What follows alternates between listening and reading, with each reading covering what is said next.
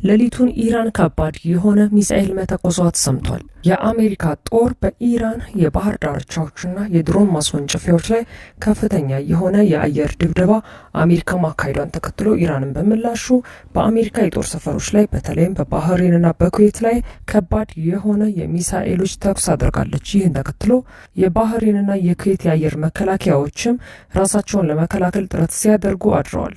አስጨናቂ የሆነ ሌሊት ማለፉን የመገናኛ ብዙሃን አውታሮች እየዘገቡ ነው። የአሜሪካ ማዕከላዊ ጦር ሴንትኮም እንዲሁም የኢራን መንግስት አስቸኳይ መግለጫዎችን አውጥቷል። የባህሬንና የኩዌት የመከላከያ ሚኒስትሮችን በተመሳሳይ ሌሊቱን መግለጫ አውጥተዋል። ውጥረት ላይ ያደረው መካከለኛው ምስራቅ እንዴት አደረ? በዝርዝር የማስደምጣችሁ ይሆናል። አሁን የተሰሙትን ሰበር መረጃዎች። ሰላም ጤና ይስጥልኝ ክቡራን አድማጮች፣ አብራችሁን ስትቆዩ እነዚህና ሌሎችንም መረጃዎችን ታደምጣላችሁ። ለቻናላችን አዲስ ከሆኑ ሰብስክራይብ በማድረግ እንዲሁም ቪዲዮን ላይክ በማድረግ ይጀምሩ። በቀጥታ ወደ ዝርዝር መረጃው። በመካከለኛው ምስራቅ ባህሬንና ኩዌት በኢራን ሚሳኤሎች ሲመቱ ያደሩ ሲሆን በተመሳሳይ ኢራንም በአሜሪካ ሚሳኤሎች በዛሬው ዕለት መመታቷ ተሰምቷል።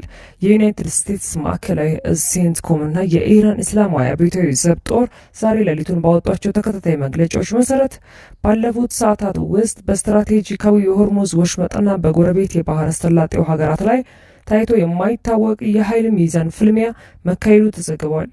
የአሜሪካ መከላከያ ሚኒስቴር እንዳስታወቀው ከሆነ የኢራን ጦር በሆርሙዝ ወሽመጥ ላይ ለሚንቀሳቀሱ ዓለም አቀፍ የንግድ መርከቦች ቀጥተኛና አፋጣኝ ስጋት ደቅነዋል ያላቸውን 4 አጥፊ ድሮኖች ወደ ወሽመጡ ባስወነጨፈችበት ወቅት ነው የአሜሪካ ጦር ድሮኖች ሙሉ በሙሉ የአየር ላይ መትቼ ጥያቸዋለሁ ሲል ዛሬ ሌሊቱን ያስታወቀው። ዩናይትድ ስቴትስ ይህን እርምጃ ራስን የመከላከል ወታደራዊ ክዋኔ ስትል ዳግም የጠራችው ሲሆን ወዲያውኑ በደቡባዊ ኢራን የባህር ዳርቻ በሚገኙ ጎሩክ በተሰኙ ቀጠናና በቄሽም ደሴት ላይ በሚገኙ የኢራን የባህር ዳርቻ የስለላ ራዳር ጣቢያዎችና ድሮን ማስወንጨፊያዎች ላይ ከባድ የአየር ድብደባ በዛሬው ዕለት ሌሊት አሜሪካ ፈጽማለች።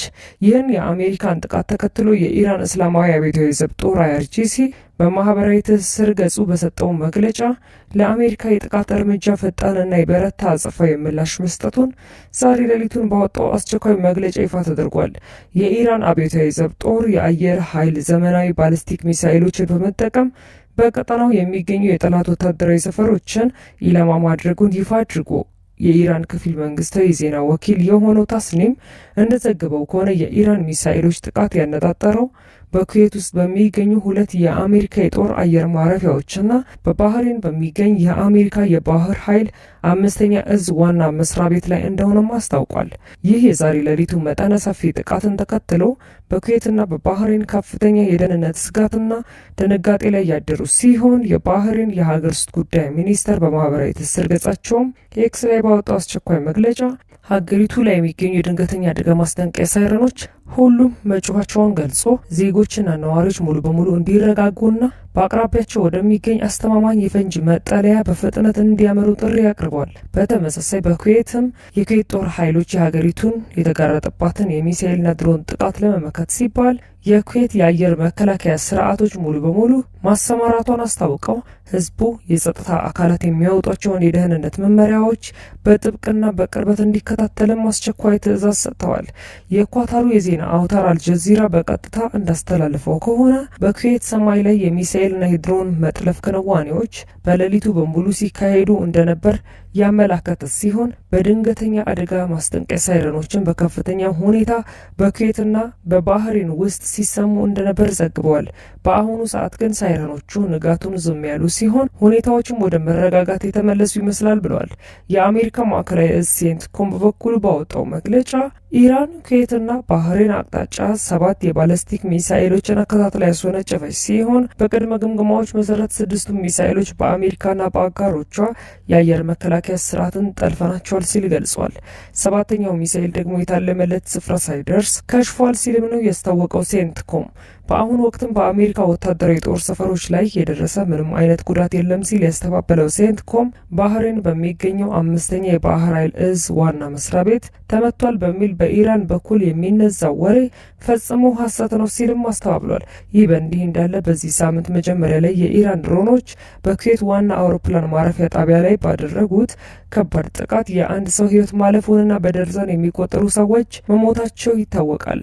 ይህን ተከትሎም አሁንም ወታደራዊ ጥቃቶች የቀጠሉ ሲሆን ምናልባትም በአሜሪካ ላይ ምን አይነት ጉዳት ደረሰ የሚለውን ንጋቱን ዛሬ ሙሉ ቀን ከኩዌት ወይንም ከባህሬን በኩል ይገለጻል ተብሎ እንደሚጠበቅም ተመላክቷል። ኢራን ዛሬ ሌሊቱን ባወጣችው መግለጫ ሁልጊዜም የምናገረውና አቋሜም አንድ ነው፣ የመካከለኛው ምስራቅ የአረብ ሀገራት ሁሉ ከአሜሪካ ጋር ተባባሪ ናቸው፣ በግዛታቸው የጦር ሰፈሯ አለ። አሜሪካ ኢራንን ለማጥቃት በምትፈልግ ጊዜ ሁልጊዜም ሰው አልባ በራሪ አውሮፕላኖቿንም ሆነ ተዋጊ አውሮፕላኖቿ የሚነሱት ከነዚህ አረብ ሀገራት ነው። ስለዚህ የአረብ ሀገራቱ አሜሪካን ማስጠለል አቁሞ በኢራን ላይ ለሚደርስ ጥቃት እምቢ ካላሉ በስተቀር ለሚሰነዘርባት እያንዳንዱ ጥቃት ኢራን የአረብ ሀገራቱ ተባባሪ በመሆናቸው በቀጥታ የአረብ ሀገራቱን እንደምታጠቃ ዛሬ በድጋሚ አስታውቃለች። የኳተሩ አልጀዚራ ዜና ወኪል ኢራንን አስመልክቶ ባወጣው ሰፊ ትንታኔ በኢራን ውስጣዊ ቀውስ ተከስቷል ሲልም ያስነብባል። በአልጀዚራ አስተያየታቸውን የሰጡት በኢራን ጉዳዮች ላይ ከፍተኛ ተመራማሪ የሆኑት አሌክስ ቫንታካ በአሁኑ ወቅት በኢራን የፖለቲካ መዋቅር ውስጥ እውነተኛውን ውሳኔ የመስጠት ስልጣን በፕሬዝዳንት መሱድ ፔዜሽኪያን እና በሲቪል መሪዎች እጅ ላይ ነው በማለት ገልጸው ሙሉ በሙሉ በእስላማዊ አብዮታዊ ዘብ ጦር ከፍተኛ አመራሮችና በተወሰነ መልኩ ደግሞ በጠቅላይ መሪ ሙጅተባ ሀሚኒ እጅ መውደቁን ያስረዳሉ።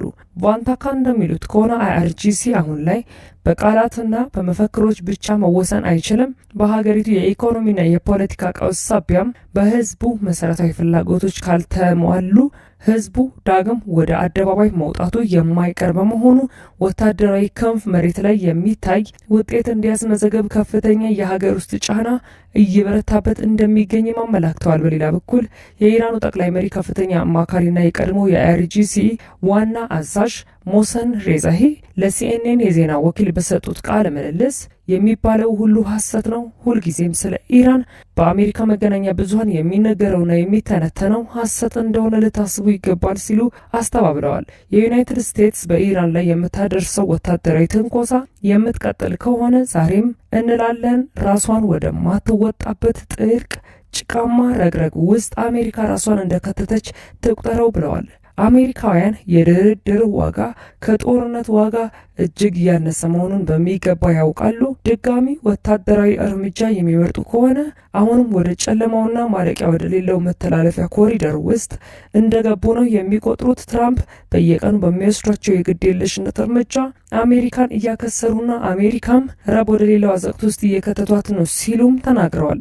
ረዘኢ አክለውም ጦርነቱና ማዕቀቡ በኢራን ላይ የሚቀጥል ከሆነ ኢራንም ግጭቱን ከቀጠናው ውጭ ጭምር እንደምታሰፋው ገልጸዋል። ጦርነቱና ከበባው ከተቀጠለ የግጭቱን መልክዓ ምድሯን አቀማመጧን ጭምር ከቀጠናውም አልፎ እስከ ህንድ ውቅያኖስ፣ ቀይ ባህርና ባህሬን መንደሮች መጥን ባቤል መንደሮች መጥና ሜዲትራኒያን ባህር ከዛም ባሻገር እናዘልቀዋለን፣ ምክንያቱም እኛ ኢራኖች ነን ብለዋል። ይህ ደግሞ ለዩናይትድ ስቴትስ እጅግ አስከፊ መዘዝ የሚያመጣ ነው ብለውታል።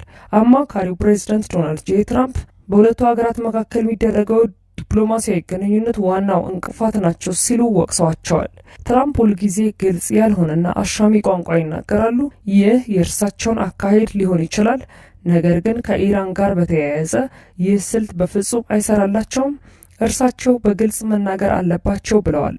በሁለቱ ወገኖች መካከል ከፍተኛ የሆነ የመተማመን እጦት መኖሩን የጠቀሱት የኢራኑ የጦር ከፍተኛ ባለስልጣን ረዘኢ ትራምፕ የኢራንን የታገዱ ንብረቶች በአስቸኳይ መልቀቅ አለመልቀቃቸውን እንደ ዝቅተኛ የቁም ነገር መፈተኛ አድርገው እንደሚያዩትም ገልጸዋል።